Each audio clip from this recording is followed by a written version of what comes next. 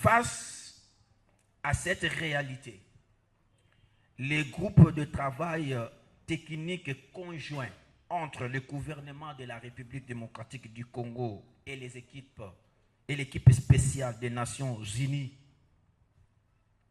qui s'est matérialisée par les activités concrètes, n'est pas en concurrence avec les autres structures, mais il joue un rôle essentiel d'appui, notamment pour la prévention, le recrutement et l'utilisation d'enfants, mais également l'identification, les contacts avec des leaders de groupes armés aux côtés du PDDRCS et ses partenaires pour la libération des enfants associés aux groupes armés, ainsi qu'au renforcement des capacités des FARDC, PNC et des services de sécurité.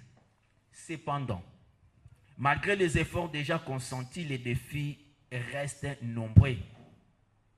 La réussite de cette mission exige, entre autres, une implication active des autorités provinciales, particulièrement le gouvernorat, tel qu'a dit mon prédécesseur. C'est pour moi un grand honneur et un réel plaisir de prendre la parole ce jour à l'occasion de cet atelier de plaidoyer pour la réduction des recrutements et utilisation des enfants au sein des groupes armés actifs au Nord Kivu. La situation sécuritaire dans notre territoire au Nord Kivu continue malheureusement d'être remarquée par le recrutement des enfants, où à Walikale nous avons eu une alerte des enfants qui vont sortir dans les groupes armés, environ 300 enfants que nous attendons dans moins de 48 heures que nous allons recevoir à Walikale. C'est dans ce cadre que nous, la coordination provinciale du PDDRCS, nous comptons beaucoup à votre appui, à votre accompagnement pour que l'enfant trouve sa place dans l'éducation.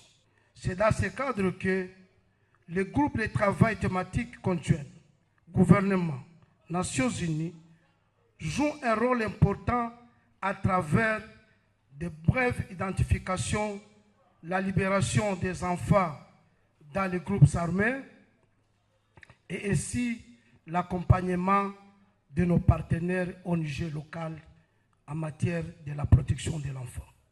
Aujourd'hui, je prends la parole avec une grande responsabilité et une profonde préoccupation à l'occasion de l'ouverture de cette importante session de plaidoyer consacrée à la réduction du recrutement et de l'utilisation des enfants au sein des groupes armés actifs dans notre province Nord Kivu. Je tiens à saluer les efforts coordonnés de nos partenaires de la MONUSCO, des organisations de protection de l'enfant, des leaders communautaires ainsi que des services étatiques qui font preuve d'un engagement sans faille pour la défense des droits des enfants dans un contexte particulièrement difficile. Un enfant ne doit jamais porter une arme, il doit plutôt porter un cahier. Un enfant doit être protégé, encadré et préparé à devenir un bâtisseur de paix et non un acteur de guerre. Le gouvernement militaire du Nord Kivu condamne avec la plus grande fermeté toutes les pratiques de recrutement et l'utilisation des enfants par les groupes armés et réaffirme son engagement à travailler avec tous les partenaires afin de prévenir ces phénomènes, protéger les victimes et favoriser leur réinsertion sociale et communautaire. Cette lutte ne peut être menée uniquement par les forces de défense et de sécurité.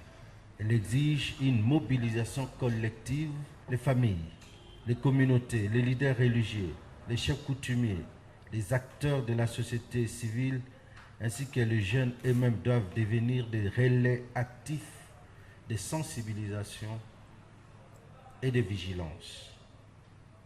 Mesdames et messieurs, distingués invités, depuis 2012, le gouvernement de la République démocratique du Congo et les Nations Unies ont signé un plan d'action pour mettre fin au recrutement et à l'utilisation des enfants dans les conflits armés.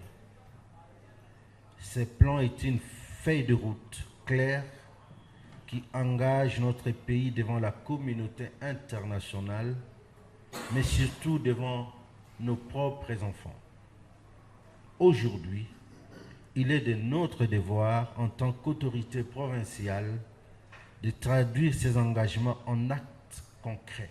Le groupe de travail technique conjoint GTTC est déjà en place pour en assurer la mise en œuvre. Mais sans l'implication active de nous tous, les résultats resteront limités. Ma présence ici vise à vous assurer que la province du Nord Kivu sera pleinement engagée dans cette lutte.